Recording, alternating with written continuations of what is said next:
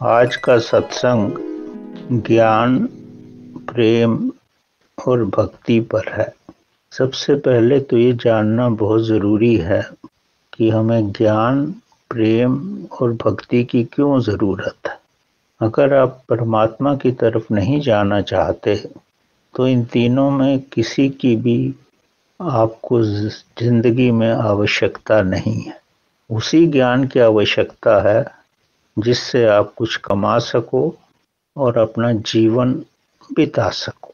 प्रेम, भक्ति और ज्ञान जो है वो इसलिए ज़रूरत है कि आपको अनंत की यात्रा करनी हो। तो अगर जीवन में इतनी बड़ी प्यास हो, इतनी बड़ी आकांक्षा हो कि मुझे परमात्मा से मिलना है, तो ही प्रेम, भक्ति और ज्ञान की आवश्यकता है। हम सब लोग इस संसार रूपी जेल में बंद हैं। जैसे कि हम जेल में बंद हैं, हम कैदी हैं। कैद में रह करके हमको भोजन भी मिल जाता है, काम भी मिल जाता है और सोने की अवस्था भी है। अगर आप इसी में प्रसन्न हैं तो आपको बाहर जाने की ज़रूरत ही नहीं पड़ेगी। हम सब लोग परतंत्रता में ही पैदा होते हैं, गुलामी में ही पैदा होते हैं। अगर हमारे अंदर स्वतंत्र बनने की इच्छा ना हो, इस ब्रह्मांड में जाने की इच्छा ना हो, तो कुछ भी करने की ज़रूरत नहीं है। जब आप ब्रह्मांड में जाना चाहते हैं, ये तो बड़ा अंधकार का रास्ता है और ये रास्ता ऐसा है जिसमें आपको अकेला ही जाना है, कोई आपका साथी नहीं है। अगर आपके अंदर इतनी शक्ति है, इतना दृढ़ निश्चय है, इतना दृढ़ संकल्प है कि मुझे ये अनंत यात्रा करनी है और अपने आप को स्वतंत्र करना है इस संसार रूपी जेल से, तभी आप ये रास्ता अपनाने की कोशिश कर सकते। और ज़रूरी नहीं है कि आपने ये रास्ता अपना लिया और आप पहुंच ही जाओगे। ये कोई यूनिवर्सिटी की डिग्री लेना नहीं है कि 4-5 साल में आप पहुंच ही जाओगे। ये तो अनंत यात्रा है। इस यात्रा पे सफलता आपके लगन और परिश्रम पर तो है ही, लेकिन जब तक प्रभु आपको नहीं खींचेगा, प्रभु अपनी चुंबकीय शक्ति से नहीं खींचेगा, तब तक आप इस यात्रा पे ना तो चल पाओगे और ना वहां तक पहुंच ही पाओगे। अपनी तरफ से संकल्प करो और अगर आपका दृढ़ निश्चय है इस पे चलने का, तो ही ये रास्ता अपनाओ। नहीं तो आप बड़े आराम से इस जेल में रह सकते हो। पहले हजारों जन्म काटे, ये भी जन्म काट लोगे और इससे अगला जन्म मिलेगा वो भी काट लोगे। लेकिन अगर आपके मन में दृढ़ भावना हो गई कि अब मेरे को स्वतंत्र होके ही इस गगन में घूमना है, तो ही ये रास्ता लो। इस मार्ग में चलने के तीन ही विधियां हैं: प्रेम, भक्ति और ज्ञान। प्रेम और भक्ति जो है वो सर्वशक्तिमान परमात्मा के ही बस में है। जैसे जन्म परमात्मा के बस में है, मृत्यु परमात्मा के बस में है, वैसे ही आपके अंदर का जो प्रेम और प्रभु के प्रति भक्ति, उसका बीज भी परमात्मा ही आपके अंदर डालता है। अगर वो अपने प्रति प्रेम और भक्ति का बीज ना डाले तो आप उसको प्रेम नहीं कर सकते। ज्ञान का बीज ना डाले तो आप उस रास्ते पे चल भी नहीं पाओगे। उन व्यक्तियों के बड़े अच्छे शुभ कर्म हैं जिनके अंदर परमात्मा ने प्रेम और भक्ति का बीज डाल दिया है। प्रेम और भक्ति हमारे हृदय में ही होती है और हृदय हम संसार में लेकर ही आते हैं। हमारा माइंड तो हम अपने परिश्रम से ही उसका विकास करते हैं, पर प्रेम और भक्ति तो प्रभु की देन है। आप किसी को प्रेम करने के लिए विवश नहीं कर सकते कि आपको इससे प्रेम करना है। प्रेम स्वयं ही आ जाता है। आप लोगों ने लैला और मजनू की की कहानी अवश्य सुनी होगी। मजनू लैला से बहुत प्यार करता था और मजनू बहुत ही सुंदर युवक था और लैला कुरूप भी थी और सुंदर भी नहीं थी। वहां के राजा ने कहा, तू इस पे क्यों दीवाना है? मैं तो इससे कई अच्छी बच्चियां तेरे को दिखा सकता हूँ और तू उनके साथ आराम से जीवन में रह सकता है। तू लैला के पीछे क्यों पड़ा हुआ? तो मजनू ने कहा, आप लैला को नहीं जानते। जब तक आप मेरी आंखों से लैला को नहीं देखोगे तो लैला का दिल आपको नहीं दिखाई पड़ेगा। मैं जानता हूं कि लैला क्या है, उसके कालेपन को मत देखो। इसी तरह अगर आप परमात्मा के पास जाना चाहते हैं तो रास्ते की कठिनाइयों को मत देखो, उस आनंद का स्मरण करो जो आनंद आपको परमात्मा पे पहुंचने पर मिल जाएगा। तभी आप इस रास्ते पे चल पाओ। अगर तो प्रेम प्रभु की तरफ से आपके हृदय में है तो आप बड़े सौभाग्यशाली हो। नहीं तो इस विराट विश्व को देख करके आपके मन में प्रभु के प्रति प्यार आ सकता है। ये विराट विश्व, इसमें बड़े बड़े सागर हैं, पहाड़ है, हरियालियां हैं, इतना सुंदर आसमान है। अगर इसके प्रति प्यार है आपको अच्छा लगता है तो स्वाभाविक है आपके मन में प्रभु के प्रति प्यार आ सकता है। अगर प्रभु के प्रति प्यार हो जाए तो फिर इस रास्ते पे चलना बड़ा सुलभ हो जाएगा। अगर प्रेम आ गया तो भक्ति, तो प्रेम की सुगंध है। प्रेम आने पे भक्ति आ ही जाएगी। अगर एक स्त्री किसी पुरुष से प्यार करती है, उस पे अपना सब कुछ न्यौछावर कर देती है, तो उससे उसको सुगंध रूपी पुत्र या पुत्री की प्राप्ति हो जाती। इसी तरह भक्ति जो है वो प्रेम की सुगंध है। गुरु नानक साहब को इस विश्व से के प्रति इतनी भक्ति हो गई थी को उसको उनको इस विश्व में परमात्मा के अलावा कुछ नजर ही नहीं आता था।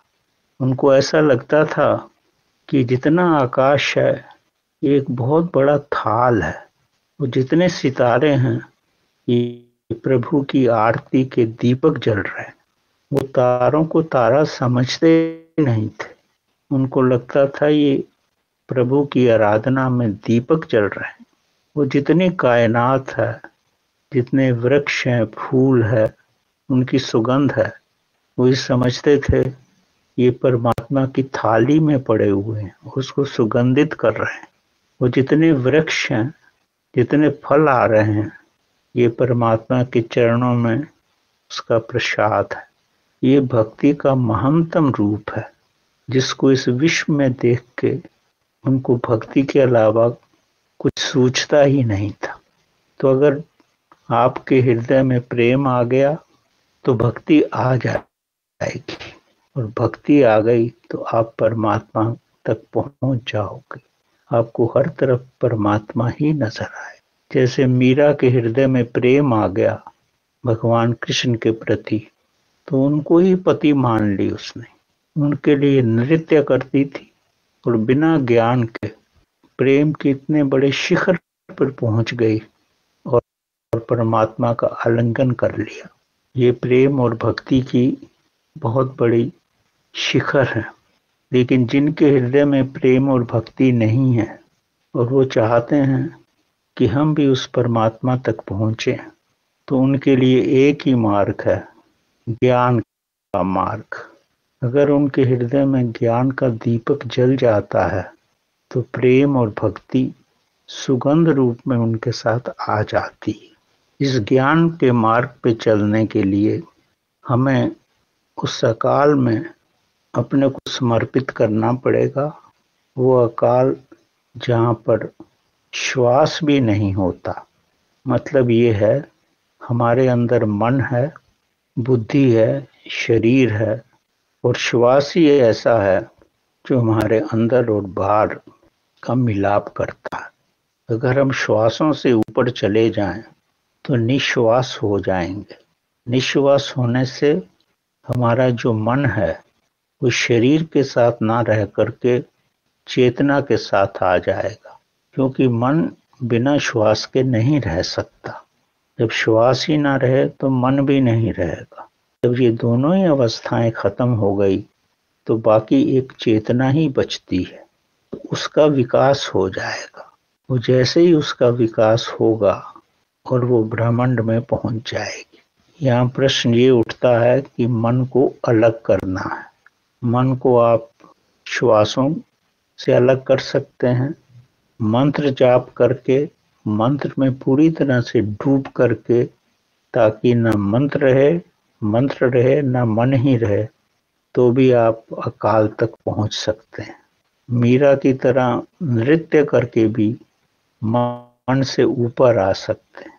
चैतन्य महाप्रभु ने तो सब शास्त्रों का, वेदों का ज्ञान लेकर के भी जब उनको परमात्मा की प्राप्ति नहीं हुई तो उनकी समझ में आ गया कि मन ही बीच में आ रहा है, तो उन्होंने प्रभु के लिए इतना नृत्य किया कि उनका मन ही नृत्य हो गया और उनकी चेतना उनके मन से अलग हो गई। और चेतना जब अलग हो गई तो ब्रह्मांड में चली गई और उनको परमात्मा का साक्षात्कार हो गया। तो अपने मन को ही अलग करना है, जिस रूप में चाहो कर लो। मन को अलग करने की बड़ी साधारण सी विधि है कि आप हमेशा ही वर्तमान में रहो, ना भविष्य में रहो, ना ही पास्ट में रहो जो बीत गया। वर्तमान में रहो। आप जैसे ही वर्तमान में रहने की कोशिश करोगे, आपका मन या अतीत में चला जाएगा या भविष्य में चला जाएगा। वर्तमान की अवस्था ऐसी है जैसे नो माइंड की अवस्था है। आप मन से ऊपर चले गए। अगर हमेशा ही वर्तमान में रहने की कोशिश करोगे तो आप अपने माइंड से ऊपर चले जाओ। माइंड से ऊपर चले जाओगे तो श्वासों से भी ऊपर चले जाओगे, तो आप चेतना की अवस्था में आ जाओ। वो भी अगर पॉसिबल नहीं है तो जैसे गुरु नानक ने गा गा के परमात्मा को पाया, जैसे ही आप करोगे तो मन आपसे अलग हो जाएगा। और मन जैसे ही अलग होगा तो आपकी चेतना की वृद्धि हो जाएगी और आप परमात्मा तक पहुंच जाओगे। तो जैसा भी आपकी अवस्थाएं हैं वैसा ही करने की कोशिश करो। आपको अपने मन से ऊपर उठना है। मन से ऊपर उठोगे तो श्वासों से ऊपर उठ जाओगे, आप अकाल की अवस्था में आ जाओगे। और जैसे ही अकाल की अवस्था में आओगे, समय से ऊपर हो जाएगा, स्थान से ऊपर होगा, तो आपकी चेतना का विकास होगा। वो चेतना जैसे ही महाचेतना में मिलेगी तो आपको समाधि का अनुभव होगा। और समाधि का अनुभव होते ही आपके अंदर ज्ञान की वर्षा होने लगेगी। आपकी वाणी में ज्ञान आ जाएगा, आपके जीवन में ज्ञान आ जाएगा, आपके सारे पुराने कर्म जो हैं सब विलीन हो जाएंगे। और ऐसा होगा कि सारा सागर जो है आपके एक बूंद में समा गया, या ये समझो कि बूंद सागर में समा गई। जब ये अवस्था आ जाएगी तो इससे ऊपर की एक बहुत बड़ी अवस्था है। इस अवस्था में तो आपको चेतन रहता है, चेतना का विस्तार होता है। और जब चेतना के विस्तार से भी आप ऊपर जाओगे, जैसे प्रेम और भक्ति की अवस्था होती है, प्रेम और भक्ति में चेतना नहीं होती। इसी तरह जैसे ही आप चेतना की अवस्था में जाओगे आप अचेतन हो जाओगे। आपकी अवस्था भक्ति और प्रेम जैसी हो जाएगी, आप अचेतन हो जाओगे और अचेतन होकर के पूरे ब्रह्मांड में एक हो जाओगे। तब आप और ब्रह्मांड में कुछ भी फर्क नहीं रहेगा।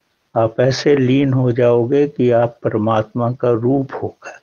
जैसे आप सीरियल और पिक्चर देखते हुए अपने को भूल जाते हो, यहाँ परमात्मा में आप स्वयं को भूल जाओगे। जैसे ही समाधि से ऊपर अचेतन अवस्था में जाओगे तो आपका प्रेम का भी विकास होगा, भक्ति का भी विकास होगा और ज्ञान तो है ही। तीनों का जब सम्मिश्रण हो जाएगा तो आप एकदम स्थित प्रज्ञ हो जाओगे। आपके अंदर ज्ञान का सिर्फ प्रकाश ही नहीं होगा, सारा ब्रह्मांड आपके लिए ज्ञान बन जाएगा।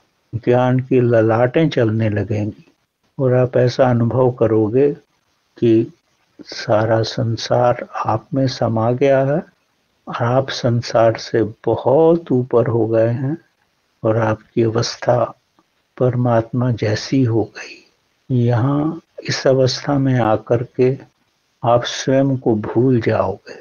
जैसे प्रेम में प्रेयसी अपने को भूल जाती है, भक्त भगवान में भूल जाता है। यहाँ तो आप भक्त भी हो गए, प्रेयसी भी हो गए और ज्ञानी भी हो गए और चेतना रहित हो गए। कण कण में सारा ब्रह्मांड आप में समा जाएगा। तो ये अवस्था आपके जीवन में आ सकती है अगर आपके साथ पूर्ण आपकी लगन हो और परमात्मा के अलावा आपकी कोई प्यास ही ना हो। आप एक एक श्वास उस परमात्मा के लिए लो। आप जियो तो उसके लिए, भोजन करो तो उसके लिए, रहो तो उसके लिए, तो ही ये अवस्था आ सकती है। तो जैसा भी आपका स्वभाव है, आप प्रेम से भी उसको पा सकते हो, भक्ति से भी पा सकते हो, ज्ञान से भी पा सकते हो। लेकिन अगर आपने उसको रैकेट की स्पीड से पाना है तो भगवान को पाने का ज्ञान, भक्ति और प्रेम तीनों का सम्मिश्रण होगा तो पल भर भी नहीं लगेगा कि आप उसमें समा गए, उसके साथ एक हो गए।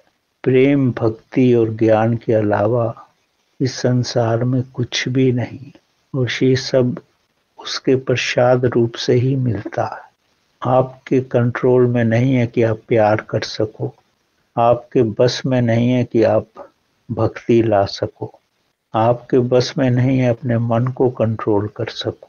अगर आपका दृढ़ संकल्प है तो सब कुछ आपके पास आ जाएगा। जब सब कुछ आ जाएगा तो आप शून्य अवस्था में होंगे। उस शून्यता में ही परमात्मा का निवास है। वो शून्यता तो सब जगह है। वो शून्यता ही वैराग्य है, शून्यता ही डिजायरलेसनेस है और शून्यता ही चॉइसलेसनेस है। और ये तभी मुमकिन है जब इस यात्रा में आप अकेले ही जाने में समर्थ हो। इसमें आपका कोई साथी नहीं होगा, परमात्मा ही आपका साथी होगा और वही आपको इस अवस्था में ले जाएगा और आप इस अवस्था का आनंद ले सको। इस अवस्था को जान नहीं सकते, सिर्फ इसका आनंद ले सकते हो। और इससे बढ़कर के इस विश्व में कोई भी आनंद नहीं है। जब इस सारे ब्रह्मांड के साथ आप एक हो गए तो ये समझो या आपने वो पा लिया जिससे बढ़कर के इस संसार में और कुछ भी नहीं। तो एक गुरु ने, एक छोटी सी स्टोरी सुनाता हूँ मैं आपको। एक गुरु ने बहुत अपने शिष्य को इस रास्ते में जाने के लिए प्रेरित किया और जब उनको विदा कर दिया तो गुरु बोला कि 1 साल के बाद मेरे पास आना, जिसके साथ भी कुछ विशेष घटना हुई है वही मेरे पास आकर के उसको बताएगा, नहीं तो कुछ आने की जरूरत नहीं। तो 1-2 साल के बाद उसके पास 4 शिष्य आए जिस मार्ग पर ही चल रहे थे, मतलब प्रेम, भक्ति और ज्ञान के मार्ग पे। पहला शिष्य आया, गुरु ने पूछा तू क्या कहना चाहता है? बोलता है मेरे पास शहर का बड़ा अमीर व्यक्ति आया और अपना बहुत सारा खजाना मेरे को दे के गया और बोला कि 1 महीने बाद मैं आऊंगा, मेरे को वापस कर देना। तो मैंने उस खजाने को रखा, मेरे अंदर लालच भी आई पर मैंने उसमें से कुछ भी नहीं लिया। चाहता तो मैं कुछ ले सकता था लेकिन मैंने उसको वैसा ही वापस कर दिया। गुरु ने कहा बड़ी अच्छी बात है, तो सद्भावना के रास्ते पे रहा। अगर तू उसमें से कुछ ले लेता तो तेरी आत्मा और तेरी चेतना ही तेरे को खा जाती थी। दूसरा शिष्य आया, बोला कि एक मेरा बहुत बड़ा शत्रु बन गया था। एक बार मैंने देखा वो पहाड़ पे लेटा हुआ था और गिरने वाला ही था, लेकिन मैंने उसको बचा लिया। वो ये बोलने लगा कि मैं तो वहां मरने ही गया था, तो वहां भी मेरा पीछा नहीं छोड़ा। मेरे को बहुत अपशब्द बोले उसने, फिर भी मैं शांत रहा। गुरु ने बोला, तूने बहुत अच्छा किया, अगर तू उसको नहीं बचाता तो तेरी आत्मा तेरे को कष्ट ही देती रहती। तीसरे बालक ने बोला, तीसरे चेले ने बोला, मैंने अपने जीवन पे खेल करके डूबते व्यक्ति को बचाया। गुरु ने बोला, महान कार्य, तूने सेवा की, अपने ज्ञान का परिचय दिया, और ना बचाता तो तेरे को ही कष्ट होता। चौथे शिष्य ने बोला, मैंने कुछ भी नहीं किया, मैं अपने निवास पर ही रहा और मेरे पास जो भी आया मैंने उसको अपने साथ बिठाया और थोड़ी देर में मेरे को प्रणाम करके वो चला गया। बोलता है ऐसे कई व्यक्ति मेरे पास आए 1 साल के अंदर और ऐसे ही चले गए। वो इतने अशांत आए थे और शांति से चले गए। तो गुरु ने कहा, तूने उनको वो सब दे दिया है जो कहीं भी नहीं प्राप्त कर सकते थे। तेरे अंदर इतनी द्वैता आ गई थी, इतना शून्यपन आ गया था कि तेरी शून्यता से उनके अंदर शांति आ गई और तेरे को कुछ कहने की भी जरूरत नहीं पड़ी। तू परमात्मा का रूप हो गया था और तेरे को ना तो कोई घमंड आया और तेरे को लगा तूने कुछ किया भी नहीं है। तो यही जीवन की महान अवस्था है। हमको अपने जीवन में ऐसी अवस्था लानी चाहिए, ज्ञान, भक्ति और प्रेम से, कि हमारे अंदर शून्यता का प्रवाह हो जाए और जो भी हमारे संपर्क में आए उसकी सारी गलानियां उस शून्य में ही समाप्त हो जाएं और बिना कुछ बोले ही आपके वो परमात्मा के साथ एक होकर के जाए और उसी रास्ते पे चलने लगे। तो यही ज्ञान, भक्ति और प्रेम का शिखर है। अगर आपके अंदर ये सब कुछ आ जाता है तो आपको पूर्ण शून्यता में आप आ गए, और शून्यता तो कहीं भी जा सकती है, उसको ले जाना नहीं पड़ता, सब कुछ उसमें आके विलीन हो जाता है। और यही महानतम कार्य है और यही महानतम जीवन है।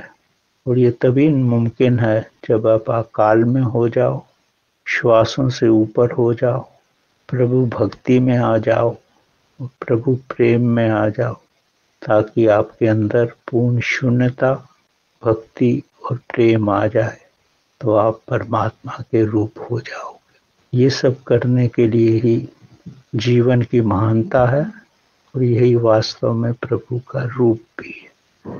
धन्यवाद।